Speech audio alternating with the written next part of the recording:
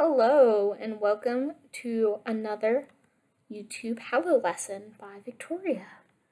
This is an intermediate lesson and it's lesson 4. So hopefully you've watched my other videos and let's get started.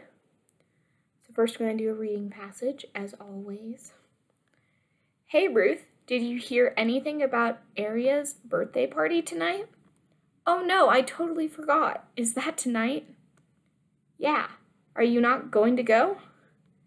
No, I can go. I've just been so busy with work. What time does it start? I think it starts at 8:15, but that's what I was going to ask you. Oh, okay, yeah. I should be able to make that. Are you bringing a gift? I probably should.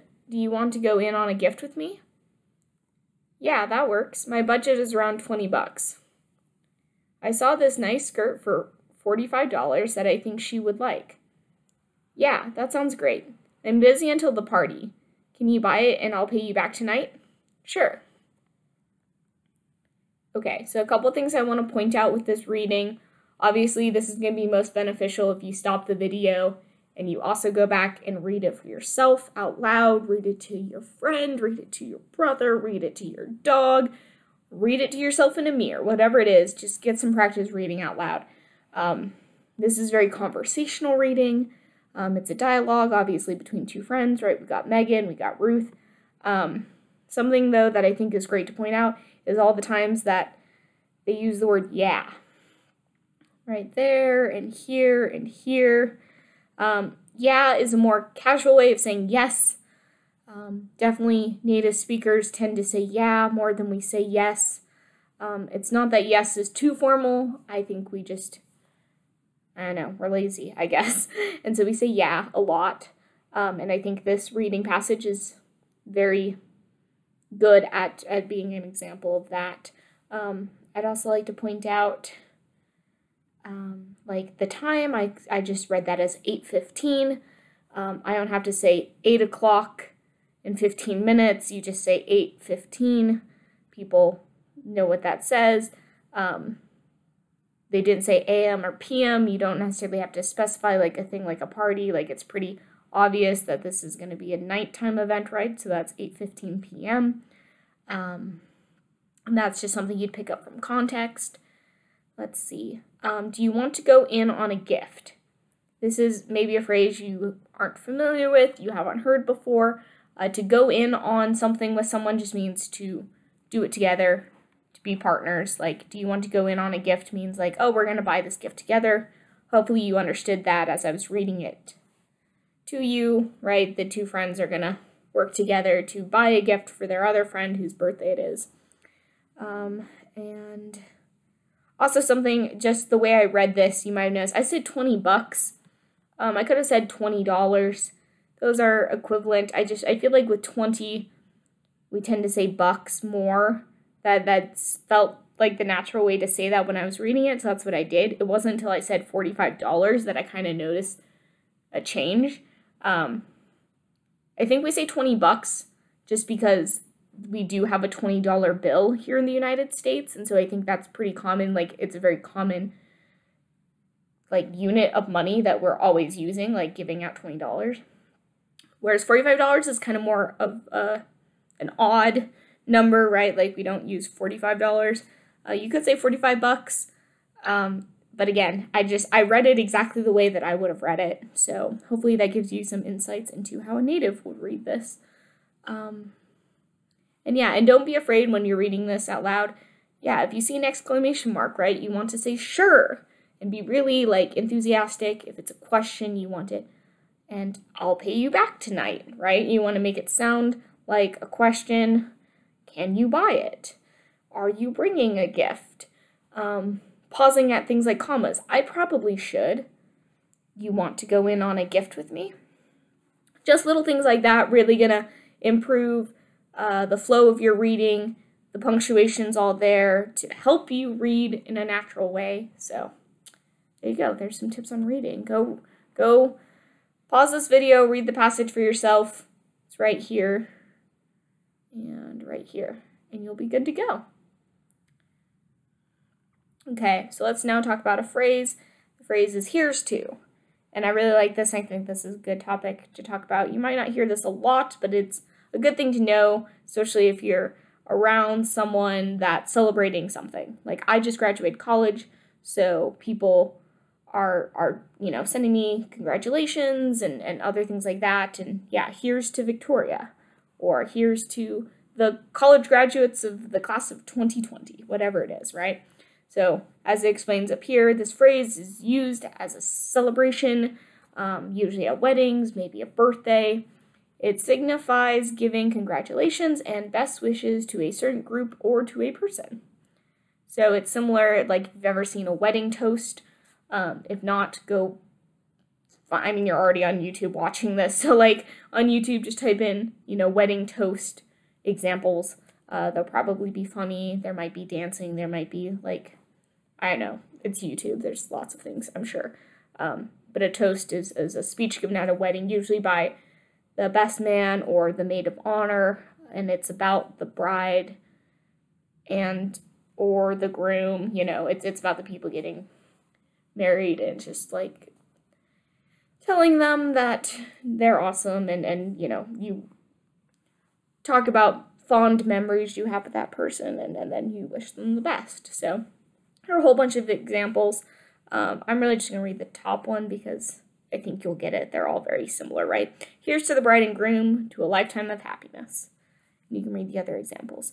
So again, not necessarily everyday speech, but try and work this phrase into if you have someone celebrating, if your friends are getting married, in the near future, tell them congratulations, say here's to my friend Rachel and Nathan, whatever it is, whatever their names are. So, okay, let's see. Here's conversation. It's going to be kind of similar to the reading passage because that was also in conversation style, but here we have two friends.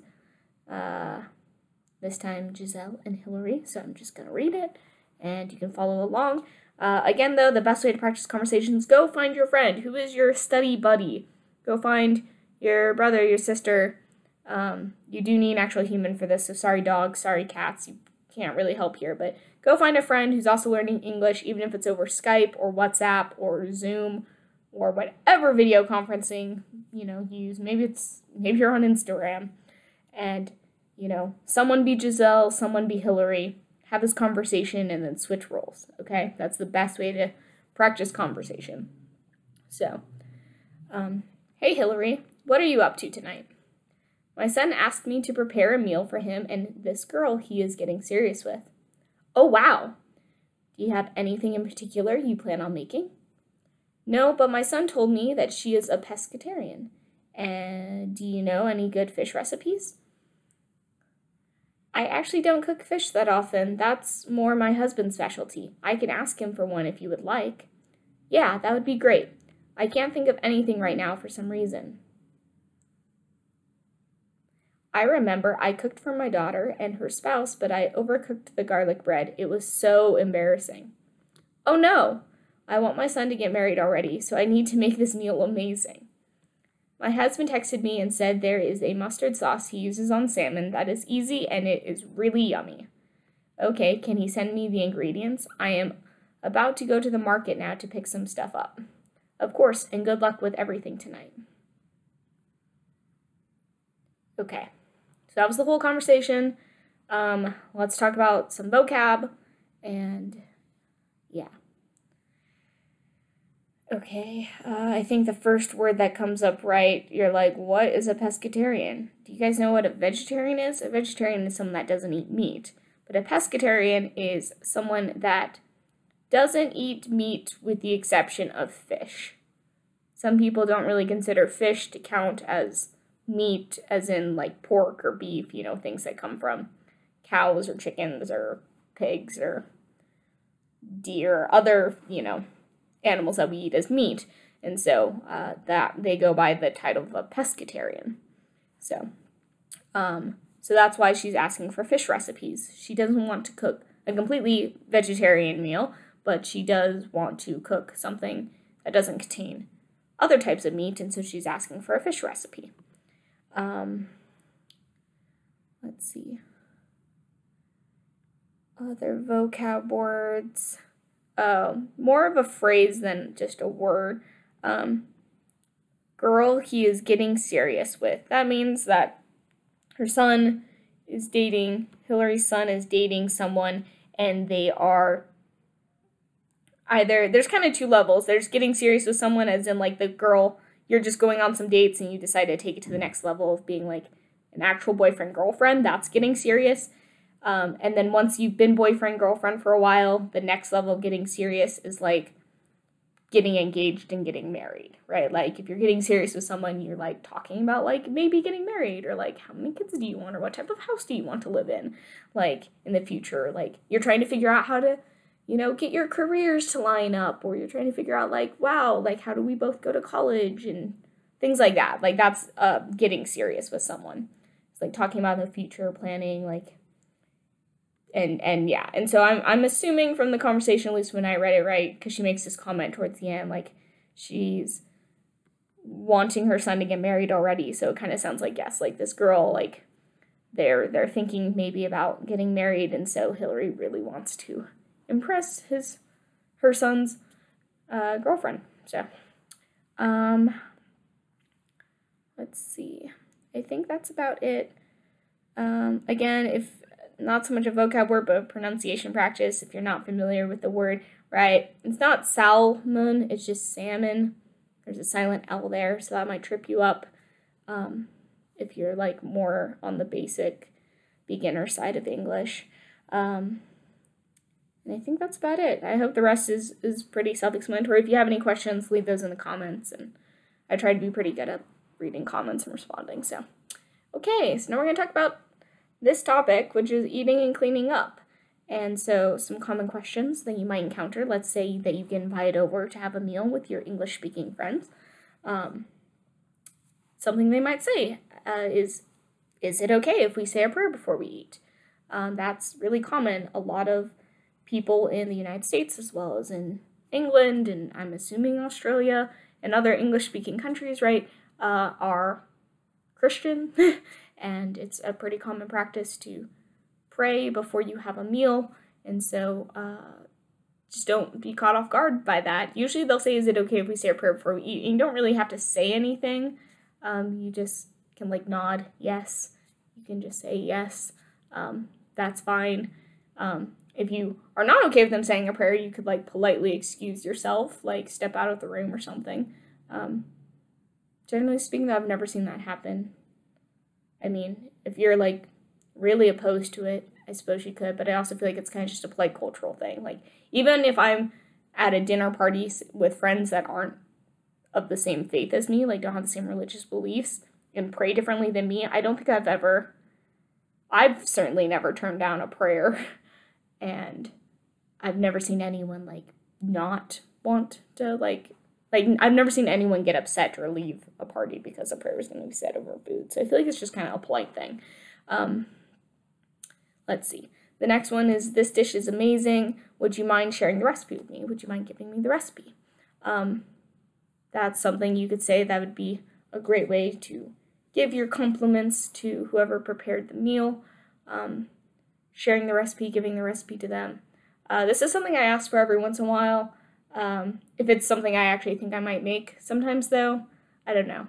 I feel like it's also a little old-fashioned. I think people used to share recipes more because you didn't have the internet, so, like, people would make stuff, and you, would have them, like, write it down on a index card, and you'd, like, take it home with you. Nowadays, like, I've asked people for recipes before when I've been at parties, and they'll just, like, text me a, like, Pinterest link, or, like, just, the recipe online, which is fine, which is nice, but yeah. Like I said, I think it's kind of more of an old-fashioned idea, because a lot of times now, if you want to make something, you just Google it, just look it up online. Our third common question is, do you have space for dessert? Do you have room for dessert? Might be another way of saying that. Yeah, that's just how we say, or if someone's asking you, like, I see this more in restaurants, right? They come around after you've eaten your meal, and they're like, do you have room for dessert, or are you thinking about dessert? That's just, are you still hungry? Do you want to eat more? Eat desserts. Sometimes people joke around, like my family is very much this way because we all have sweet tooths. We love desserts, you know. It's like, we joke around that we have two stomachs. Like, you have a separate stomach just for desserts. So you always have space for dessert in my family. This next one is, do you need any help cleaning up? Again, just a polite thing to ask. And our last one is, would it be all right if I took home some leftovers for my roommate or for my brother or whoever? That's a great way to ask, like, if there's still food left over. I feel though, like, you need to know the situation, like, if these are your good friends and you know that they'd be okay with you taking home some things, that's fine. If you're at a restaurant, you don't really have to ask them if it's okay. Generally speaking, in a restaurant, you just ask, you'd say, could I get a box? And they would know that you mean a box to pack things up to take home as leftovers. Yeah, this is also a cultural thing, though, because I know in Japan, like, you don't take leftovers. Like, you don't take leftovers home from restaurants.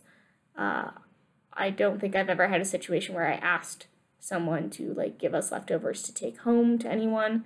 I feel like in Japanese culture, that just strikes me as being kind of rude.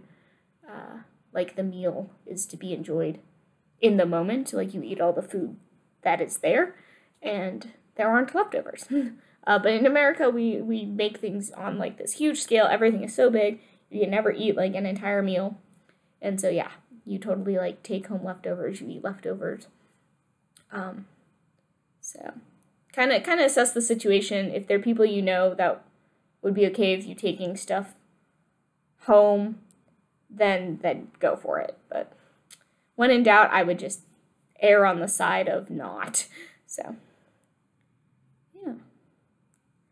And last part of today's lesson is an idiom. And this idiom is rain or shine. And we use this phrase to say that nothing's going to stop us. Even if it's raining or, you know, whatever. Like, whatever comes our way, basically, we're gonna endure, we're gonna persevere. It comes from this idea of, like, yeah, sometimes when it's raining, people cancel, like, maybe you had a picnic, or maybe you were gonna go play basketball. And so if it starts raining, you don't do those things, but by saying rain or shine, I'm gonna do this thing, you're telling people that no matter what, regardless of the weather or regardless of anything that comes my way, like, I'm gonna do it. So yeah, basically no matter what. So here are some examples. We are moving out of our house on Saturday, rain or shine. Can anyone help? We are having a picnic later this evening to celebrate Mike's graduation, rain or shine. Rain or shine, the protesters are always outside the lab causing trouble. So try and think of some ways that you could incorporate this phrase, this idiom, into your own language study. And yeah, until then, that's it for this lesson. So again, you can follow me on Hallo at Victoria36. If we're not already BFFs, you can find me there. And until then, bye.